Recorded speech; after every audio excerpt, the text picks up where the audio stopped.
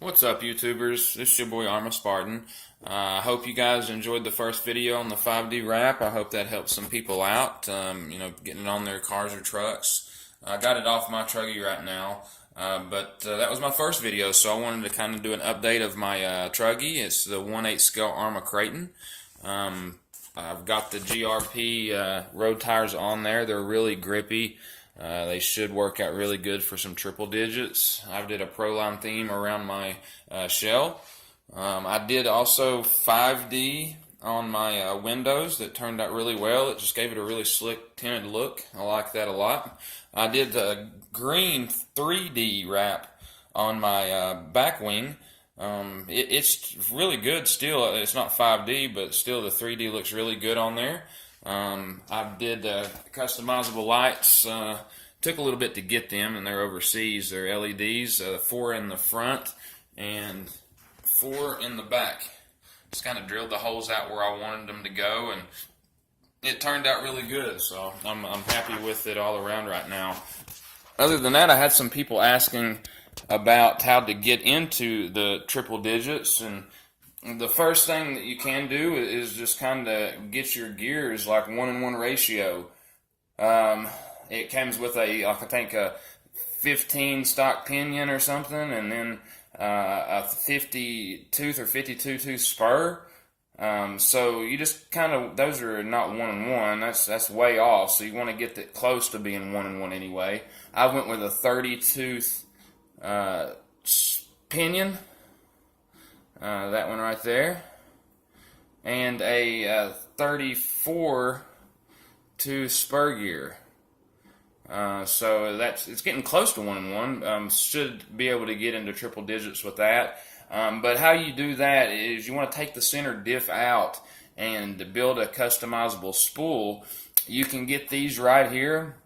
I believe I got a 5-pack of them for around $10. They were overseas, so it took a week and a half, 2 weeks to get here, but 5 of these. And this is a boring tool. It's perfectly straight. It's an 8mm. Shout outs to Typhon and Leo. They both did the videos that kind of gave me the input that I needed to kind of do mine. So shout outs to them. Them guys know what they're doing over there.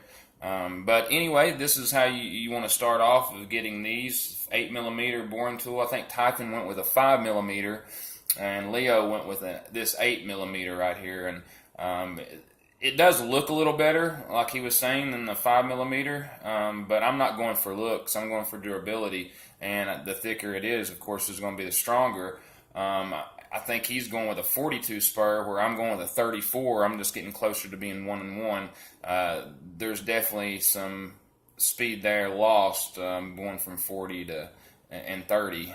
You want to get it close to 1-in-1 anyway. So anyway, this is how you do it. You want to get this and these cup links probably first, because they take the longest to get here. Both of those are overseas. These are HPI. The part number is right here. Whoops. That's them right there. And you also want to get either some 1/4mm shims or some 1/2mm shims. If you do the 1/2mm, you only got to get one of them. But if you do the 1/4, you got to get two. There's the part number for the 1/2mm shims. So how you put that together is you get the shaft, of course. Then you want to get some bearings. I use stock bearings that was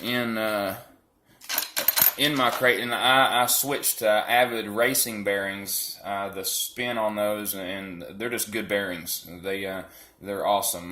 There's some others out there, I believe, Fast Eddies and whatnot. But you want to get those 4 things. Then you'll put the adapter also. I forgot about that, sorry. This is an adapter that goes on the spur. Kind of screws in right there. Forget the part number for a minute. It's like a Musion or Serpent, one of the two adapter. But they're about $15, and then the spur's about $20, so not too bad. But it'll go on there like so. And then you will put the bearings on. And then you'll put the cup. joint on. So it'll look like this right here after it's done anyway. And then you'll put your shim on. Instead of getting a bunch of stacks of shims, and that's why you want to use that inside of a bearing, you just knock the inside of it out, and that'll give you a lot more than stacking a bunch of shims. So then you'll put this on this end, the other cup joint. And I haven't cut this one yet, but these boring tools are 100 millimeters. You want to cut exactly 50 millimeters. That if it's shorter or longer than that, I don't believe it will work. I haven't cut this one yet, so I'll cut this to 50 millimeters, and then it'll look something like that right there. And then your drive shaft will go on this side, and this side it sits in the middle, of course. Other than that, like I said, closer to the 1-to-1 ratio you can get, the better, I believe. And then you'll cut some. I don't think they touched on this in their videos, Typhon and Leo's, but to cut where you need to for your set screws, you can kind of get a marker and dot inside the marker inside the hole for the set screw, and it'll kind of give you a perfect matchup of where you want to make your cuts at. But you'll just cut a little flat spot out, and then it'll screw on there. Everything will be Loctite. Red Loctite I would prefer, because you do not want that to come off there.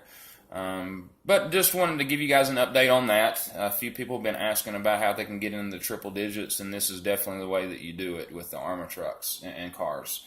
I chose the Arrma Kraton because over the Typhon, because the Typhon out of the box is going to be faster, but this has got a longer chassis and wheelbase, and that's what you really want for speed. You don't want a shorter chassis, I wouldn't think anyway. I went with the longer. I want to kind of build it up to being where the Typhon is, because Typhon's getting some big numbers up there right now, where the Kraton really isn't. There's not a lot of them I've seen out there with people doing speed runs with them, other than one person. I believe Typhon's one of them that's over 100. So I want to kind of get the Kraton up in those big digits too, and kind of build it up that way. This is exactly how you do it, guys. I hope this helped out some people.